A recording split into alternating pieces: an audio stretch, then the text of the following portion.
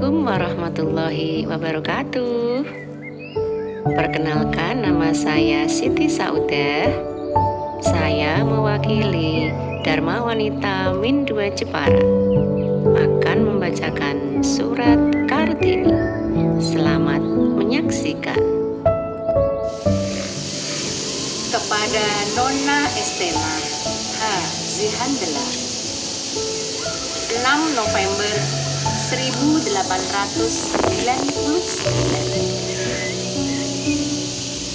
Saya tidak akan, sekali-kali tidak akan dapat jatuh cinta. Untuk mencintai seseorang, menurut pendapat saya, harus ada rasa hormat dulu. Dan saya tidak dapat menghormati pemuda Jawa. Bagaimana saya dapat menghormati seseorang yang sudah kawin dan sudah menjadi bapak? Yang apabila sudah bosan kepada ibu anak-anaknya, dapat membawa perempuan lain ke dalam rumahnya dan mengawininya secara sah sesuai dengan hukum Islam.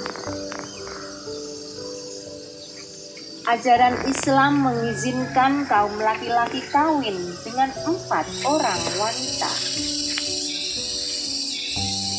Tapi selama-lamanya saya tetap menganggapnya sebagai dosa. Semua perbuatan yang menyebabkan manusia menderita, saya anggap sebagai dosa. Dan dapatkah kamu membayangkan siksaan yang harus diderita seorang perempuan jika suaminya pulang dengan wanita lain sebagai saingannya, yang harus diakuinya sebagai istrinya yang sah? Semua untuk kaum laki-laki, dan tak ada sesuatu pun untuk kaum perempuan.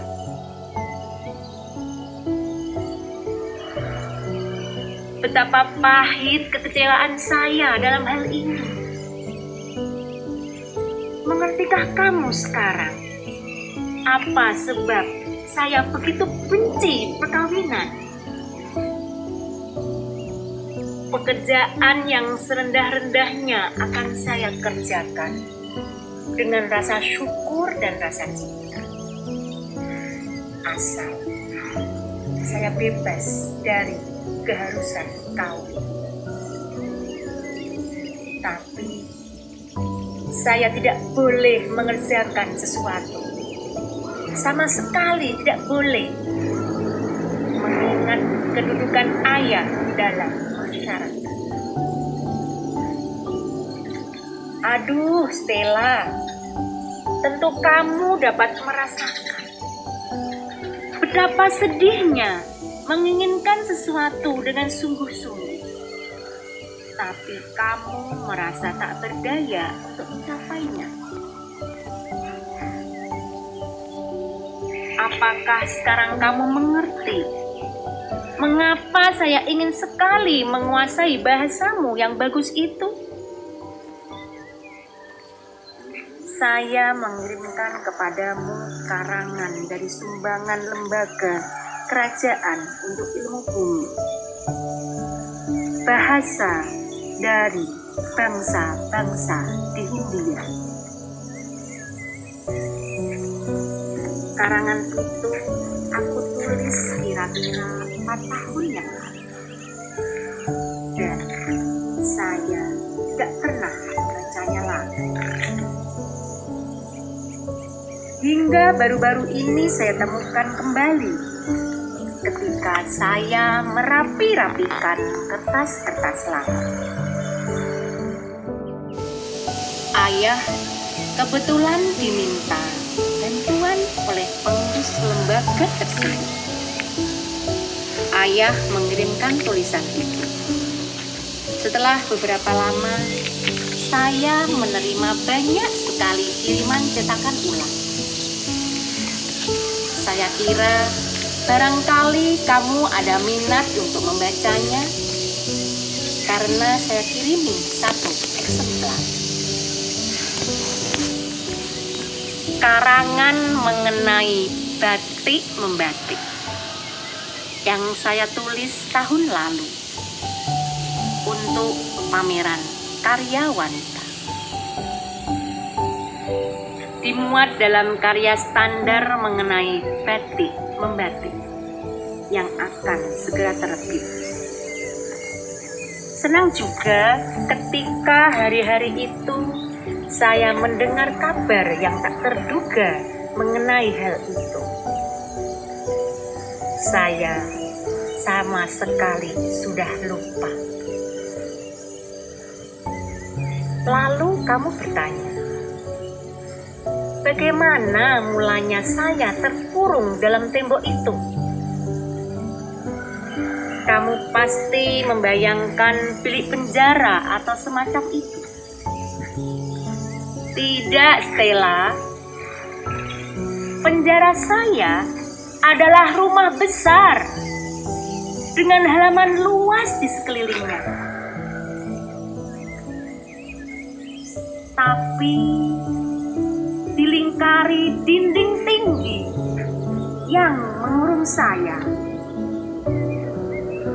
Walaupun luas rumah dan halaman kami, namun bila kami harus selalu tinggal di situ, akhirnya sesak juga rasanya.